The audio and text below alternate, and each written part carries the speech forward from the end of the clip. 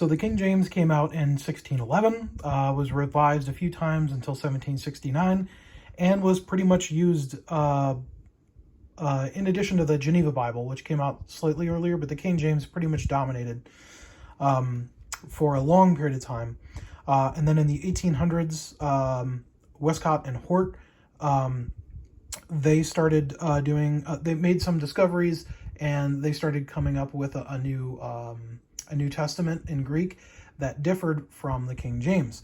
And ultimately, eventually, the King James was changed to the RV, Revised Version. And then I have this is the American Standard Version, ASV, which was the American version of the British Revised Version from 1885. 1905, the American Standard ASV came out. And that's what this is. So this is about 100 years old, a little more than that. And you can see in here, we're in Mark 16:9. There's a footnote here, 7. And it says, the two oldest Greek manuscripts, that's Sinaiticus and Vaticanus, and some other authorities omit from verse 9 to the end. So this is not some kind of new conspiracy. This has been known for over 100 years, longer than that, that there have been some differences, and that the longer ending of Mark is not in the two manuscripts that are believed to be the oldest, and that's why modern versions, sometimes they just have a footnote.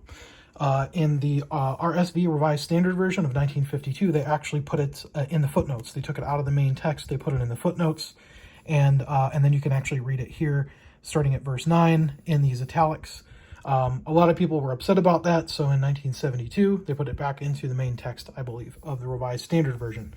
But that's kind of where you're going to see the branch of Bible versions. You're going to have the King James of 1611, and then in 1885, the Revised Version, which used a different New Testament, and from then on, pretty much all newer versions were using that, except for the New King James, which the New King James returns to the King James's textual basis of the Textus Receptus, the TR.